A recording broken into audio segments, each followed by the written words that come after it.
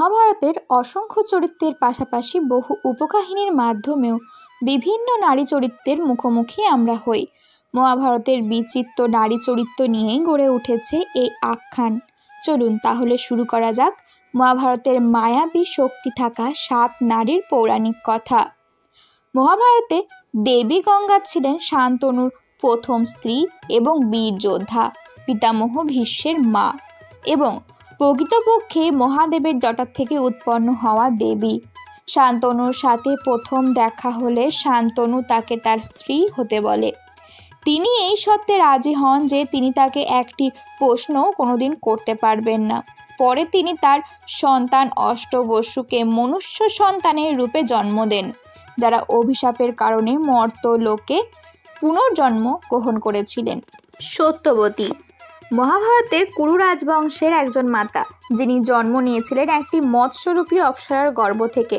শান্তনুর সাথে বিয়ের আগে তিনি ছিলেন একজন মৎস্যকন্যা, যিনি দশরাজের সাথে মিলে ভীষ্মকে তার ব্রহ্মচর্যের ব্রত নিতে বাধ্য করেছিলেন।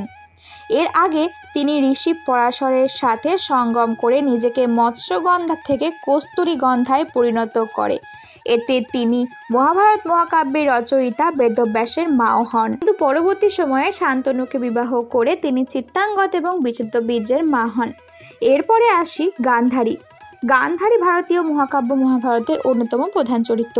তিনি ছিলেন গান্ধার রাজ্যের রাজকুমারী এবং হস্তিনাপুরের অন্ধ রাজা ধৃতরাষ্ট্রের স্ত্রী, এবং বেদব্যাসের মন্তব্যে তিনি 100 কৌরব পুত্রের জননী হয়ে ওঠেন ও বিপদকালে নিজের চোখে সঞ্চিত পরমায়ু শক্তির দ্বারা দুর্যোধনকে বলশালী করে তোলেন। পঞ্চপাণ্ডবের মাতা কুন্তী বা পিতা ছিলেন সুসেনের কন্যা এবং তার ভাই কুন্তিভোজের পালক কন্যা। কুন্তী যুবতী বয়সে নিজের সেবার দ্বারা ঋষি দুর্বাসাকে সন্তুষ্ট করেন এবং তিনি কুন্তীকে তার অথর্ববেদ মন্ত্রগুলি শেখানোর মাধ্যমে পুরস্কৃত করেছিলেন, যা কুন্তীকে সন্তান জন্ম দেওয়ার জন্য তার পছন্দের যে কোনো দেবতাকে আহ্বান করতে সক্ষম করে তুলেছিল।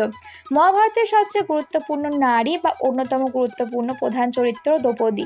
তিনি পাঞ্চাল রাজা দ্রুপদ কর্তৃক আয়োজিত একটি যজ্ঞ থেকে জন্মগ্রহণ করেছিলেন। তিনি পঞ্চপাণ্ডবদের সাথে সহাবস্থান করার পরেও নিজ কুমারিত্ব ফিরে পেতেন। মহান পাণ্ডব এবং কৌরবদের যুদ্ধের একটি কারণ ছিল দ্রৌপদী। মনে করা হয় দ্রৌপদী ছিলেন মহাকালী জগদম্বার অবতার। শিখণ্ডী পাঞ্চালের রাজা দ্রৌপদীর ঘরে মেয়েরূপে জন্মগ্রহণ করেন। পূর্বজন্মে তিনি ছিলেন রাজকন্যা অম্বা। তার দুর্ভাগ্যের জন্য অম্বা ভীষ্মকে দায়ী করেন ও জীবনের একমাত্র লক্ষ্য হয়ে ওঠে ভীষ্মকে ধ্বংস করা, যা পূরণ করতে সে শিখণ্ডিনী বা শিখণ্ডী রূপে পুনর্জন্ম নেন, যিনি যক্ষের সাথে লিঙ্গ পরিবর্তন করে শিখণ্ডীর 3য় শ্রেণীর রূপ ধারণ করেন। সপ্তম হচ্ছেন হিড়িম্বি বা হিড়িম্বা।